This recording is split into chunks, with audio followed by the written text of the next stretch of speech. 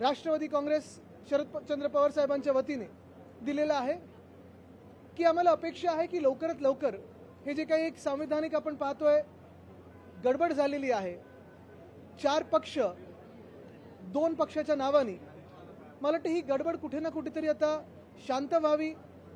हा सगळी जी अडचण झालेली आहे, राजकीय असेल, सामाजिक असेल किंवा संविधानाच्या प्रमाणे, ती निस्तरणं गरजेचं आहे आणि ते देखील आम्ही विनंती सरन्यायाधीश महोदयांना केलेली आहे।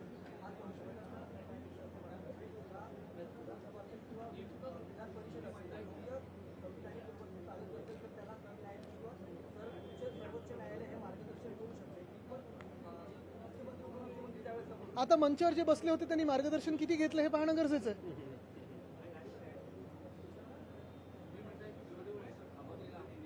सत्ताधारी पक्ष घाबरले विरोधी पक्षाला। आता रोज आपण पाहत असाल आम्ही वेगळे लक्षवेधी असतील आणि नुसतं आम्हीच नाही, कारण लोकशाहीचा चौथा स्तंभ म्हणून आपण देखील आणि आपलेच विषय आम्ही कधी कधी हाऊसमध्ये मांडत असतो। प्रत्येक दिवशी भ्रष्टाचाराचा काहीतरी विषय येत असतो लोकांसमोर। मग आपल्याला आठवत असेल मागच्या वर्षी जे मी ते उन्नत मार्ग गायमुख ते ठाणे या उन्नत मार्गाबद्दल आपल्या माध्यमातून लोकांसमोर हा विषय आणलेला, तोच विषय सुप्रीम कोर्टाने या सरकारला ते टेंडर रद्द करायला लावलं, कारण 3000 कोटीची गफलत त्याच्यात होती। म्हणजे प्लॅनिंगमध्ये गफलत, फायनान्सेसमध्ये गफलत, ही सगळं गडबड घोटाळा सरकार जो आहे ते आम्हाला घाबरतं, कारण प्रत्येक दिवशी आम्ही एक वेगळा त्यांचा घोटाळा असेल, भ्रष्टाचार असेल तो लोकांसमोर आणत आहोत।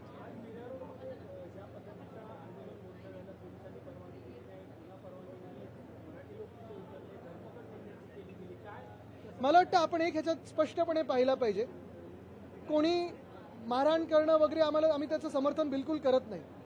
ते वाद कशातून निर्माण झाले मला वाटतं ते आपण पूर्ण व्हिडिओ पाहून त्याच्यातून पाहिलं पाहिजे। कुठे कोणाला राग आला, त्याच्यातून वैयक्तिक काय झालंय का वगैरे, हा एक पूर्णपणे वेगळा विषय झाला। पण त्या दिवशी जसं एक मोर्चा निघाला होता काही विशिष्ट समाजाचा, तसं आज नेमकं मराठी माणसाचाच मोर्चा निघत असताना तिकडच्या पोलिसांनी एवढी धरपकड का करावी, कोणाच्या आदेशावर करावी, हे उत्तर स्थानिक पोलिसांनी आणि गृहमंत्र्यांनी राज्याचं देणं महाराष्ट्राला गरजेचं आहे। गेले 2-3 दिवस आम्ही सतत पाहत आहोत, म्हणजे त्याच्या आधी देखील मराठी विरोधी GR, सक्तीचा GR तो मागे घेतल्यानंतर ज्यांनी GR जाळला, अन्यायकारक GR जाळला, त्यांच्यावर केसेस टाकले गेल्या। मग एक कोणतरी भाजपचे उठून बोलतं की मराठी माणूस म्हणजे ते पहलगाममध्ये आलेले अतिरेक्यांसारखे, त्यांची तुलना त्या पाकड्यांबरोबर केली। त्याच्यानंतर काल परवाकडे ते निशिकांत दुबे जे बोललेले आहेत। आता कालच मला वाटतं आपण पाहिलं असेल आकडे, महाराष्ट्र किती GST हे केंद्र सरकारला देतो, आणि जे आपण बोलतो ना दिल्लीची तख्त राखी तो महाराष्ट्र माझा, खऱ्या अर्थाने हा देश फक्त आणि फक्त महाराष्ट्राच्या फायनान्सेसवर चालतो। मग इतर राज्य आहेत त्याच्यात, मग प्रगत राज्यांमध्ये जर आपण पाहिलं तर तामिळनाडू आहे, कर्नाटक आहे, इतर राज्य देखील त्या पूर्ण तिजोरीमध्ये आपलं योगदान देत असतो। पण महाराष्ट्राचं जे योगदान आहे ते एवढं मोठं आहे, त्याच्या बदल्यात आम्हाला मिळतं काय तर महाराष्ट्रावर अन्याय, भाजपकडून केंद्र सरकारकडून अन्याय। जर तिजोरीत पाहिलं तर भोपळा आणि एक अन्यायकारक।